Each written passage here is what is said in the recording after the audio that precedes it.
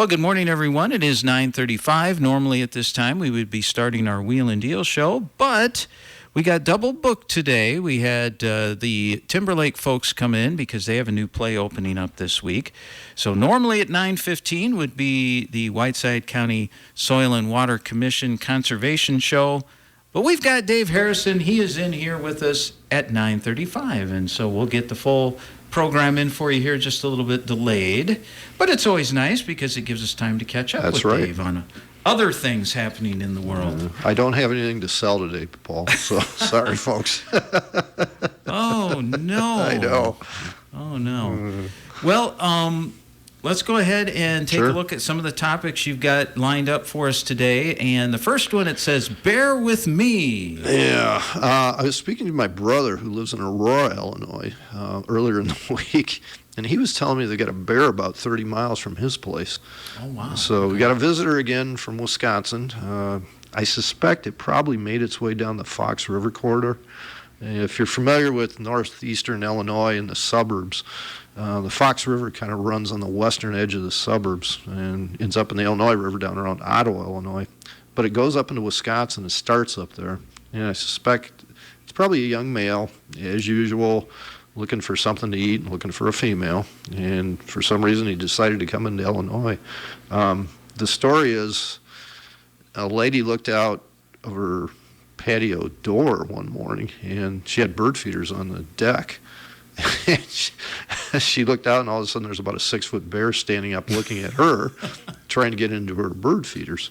So don't be surprised, at least if you're in Illinois, that bear starts moving west.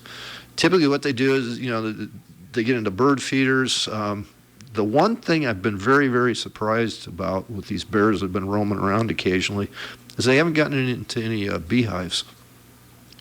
Typically a bear finds a beehive and it'll rip it to shreds and get those combs and the honey.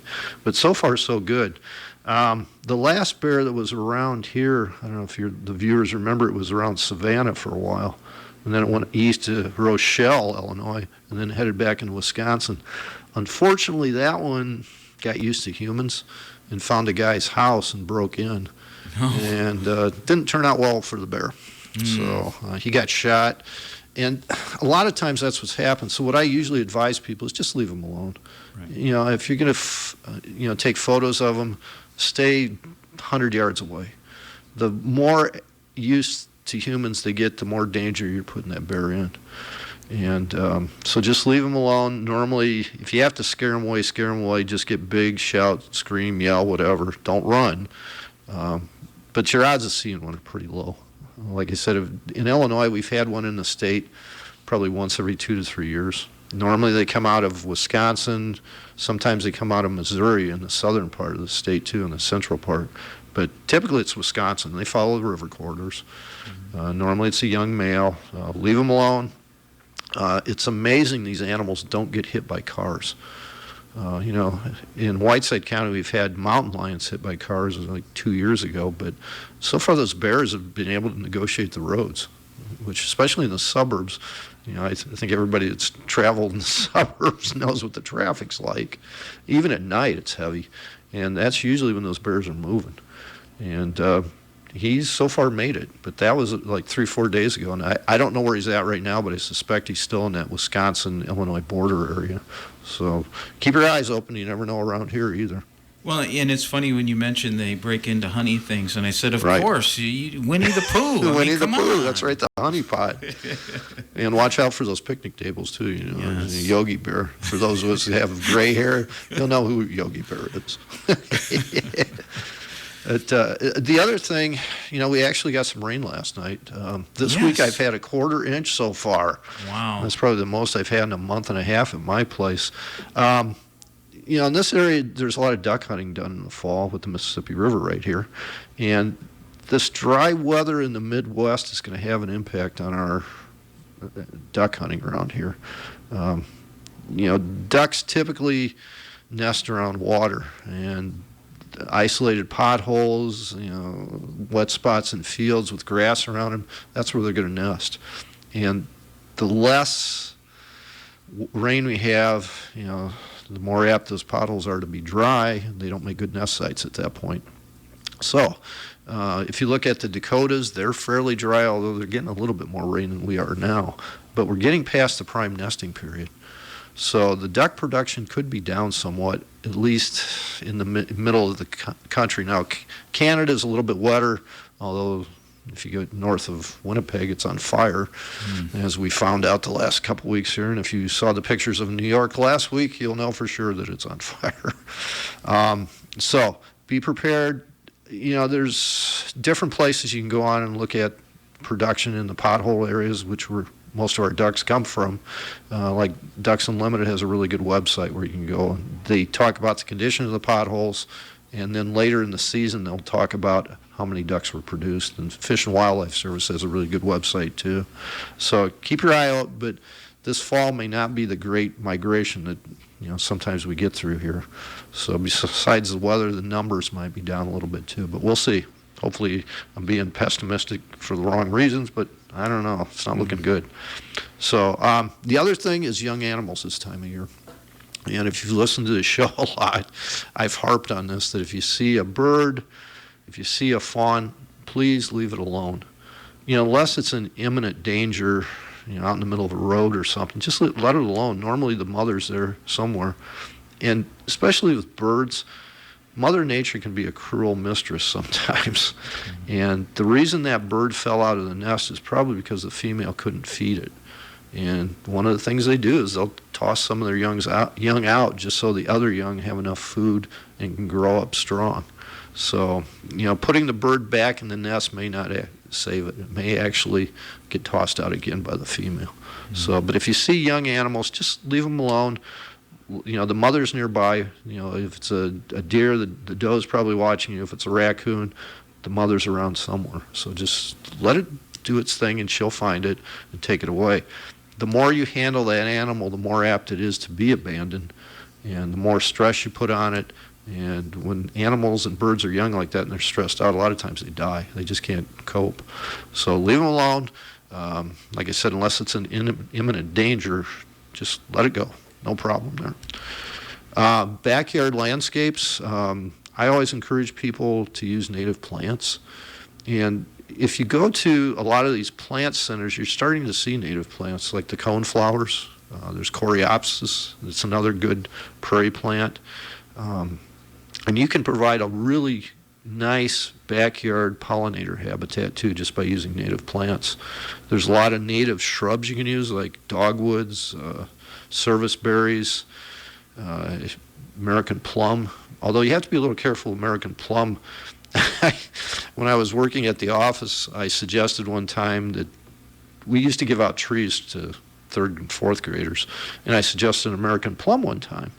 And I had a parent call me and said, "Do you understand that American plum has thorns on it?" I said, "Well, ma'am, those aren't thorns. Those are tiny little branches." "Well, they sure feel like thorns." So be a little careful with some of that stuff. But the more native stuff you can use, the better off it is for pollinators and birds. And it just makes for you're using plants that are adapted to the area. And they'll last a lot longer. They may not need as much watering. Like right now, out in front, we've got a corner display right at the road that's got native plants and it's got introduced plants. The introduced plants are basically withering at the vine and dying from lack of water, and we have to water them all the time. The native plants are thriving right now, even though I haven't watered them. They have a tendency to put down real deep roots, though, and they can get to water that other plants won't. So, like Blazing Star Liatris is a good one too, and it's very, very pretty. It's got a purple, almost like a brush-type flower to it. So, but there's a lot of them you can use. The NRCS offices, both in Iowa and Illinois, and SWCD offices too, they have brochures on landscaping with natives, and you can go online and find just a ton of material. But I would encourage people to do that. For the pollinators, it's a really great thing. So, got a few more minutes, Paul? Oh, yeah, absolutely. We can get all these in here. Okay. The other thing I've been working on a lot the last few weeks is food plots. And it's a little tough in Whiteside County right now with lack of rain, especially the later planted food like sorghum or milo. And that's real good for winter cover for quail, pheasants, rabbits will use it, deer, turkey, the whole bit. But it's been tough. it's uneven germination. The weeds are growing like crazy. The sorghum's not growing. So I don't know. But one of the biggest problems we have, and it's not just Illinois, it's Iowa too, is you put these food plots out, and if you have a healthy deer population around, a lot of times they'll eat the food or the plants before they even get to the point of putting on a seed header with corn and ear. So what I've started to do with some landowners is actually put portable electric fences around them. And you leave them up until, September or so to make sure there's a seed head on it, and then you take the fence down so the animals can utilize it. But especially for sunflowers, if you're putting those out, they will mow those down just like a mechanical machine would and cut them. It's amazing how fast they'll eat them. I've got some where we put the fence out a little late, and probably the first 10 feet there was nothing left. It was all gone. So something to think about. Portable chargers aren't that expensive, and it's easy just to lay one line around it. And what I do is I'll pre-bait the fence. And what you do is you either take a piece of a plastic flag or a piece of aluminum foil and put a little bit of peanut butter on it. And the deer comes up and sniffs it and gets zapped, and then they avoid it. And the thing right now is the fences have to be high enough to keep the adults, especially the adults, out. And you might get a fawn in there, but usually the fawns are following the adults. So if you can exclude those does, the adult, the fawns more than likely won't get in there and eat them anyway. So that's one thing you can do. You can spray repellents around them too, but that's a big job, and you have to do it, at least once every several weeks. And while the fence will keep them out, the whole season for the most part too. So, but that's been a problem where I've been working in northwestern Illinois, and I'm sure, with the deer population in Clinton County, Jackson County, it's the same type of deal too. So, sometimes you got to be a little innovative. So. And finally, we've got our villain of the month. Yes. Dun, dun, dun. That's right. Should have had a sounder on that or something. Yes. What I'm going to do, and I'll probably be doing the show for at least a couple more months. In fact, I think the Soil and Water Board is interviewing for my old position tonight. Oh, so, okay. But I don't know if they're going to hire anybody. That's yet to be seen. But so I'll be here for probably a month or two. And what I think I'm going to do is bring up a introduced plant villain of the month. And this month's villain is bush honeysuckle. I don't know what it's like in Iowa, but in Illinois, every woodlot you walk into has bush honeysuckle. And the problem with bush honeysuckle, it's a shrub. And let's say you got a really nice oak hickory timber. If you get that stuff in there, it'll basically dominate the whole understory. So you won't have any oaks, hickories. Your wildflowers will be suppressed or actually killed. And the nasty thing about bush honeysuckle, it spreads from berries, it spreads from roots. And the other thing that it does is it produces its own herbicide. It's called an allelopathic effect. And what that does is it basically kills other plants. So if the shading of the mature plant doesn't kill it, and the competition, the herbicide itself takes out other plants. Now, the one positive thing about bush honeysuckle, I found dozens and dozens of morel mushrooms underneath of them. But don't let that sway you. There's other places those mushrooms will grow. And if you have a chance, get out in the winter, cut it down, treat it with something like Tordon, ready to use, or you can use Garland too. But some way treat that thing. I usually, when I was working, I'd tell people it's probably going to take you 5 years to get rid of it. You'll go in and do the initial cut on the big ones. You'll come back next spring, and all of a sudden there'll be little sprouts coming up. So you have to go in and spray those or cut those out too. Some people have mowed them. I've got a giant weed whipper with like a circular saw blade on it, and that works real well too. You can take them out with that. But be prepared. It's a multi-year task, but in the long run, it'll really improve your timber by letting those oaks and hickories regenerate. Plus, it's better for turkeys that are nesting in there. Turkeys like to see, and if they can't see through the bush honeysuckle, they'll have a tendency to go somewhere else and nest. So if you're interested in improving your turkey flock, that's one thing you can do is get rid of the bush honeysuckle and make it more advantageous for the hens to nest. So. All right. Well, a lot of great information there. So, again, we were a little later today just due to the, other folks coming in, but we'll be back at our regular time next month. So, the second Tuesday, 9:15. Yep. Tune in then. All right. Well, thank you, Dave, for being in. Welcome to Wheel and Deal on KROS.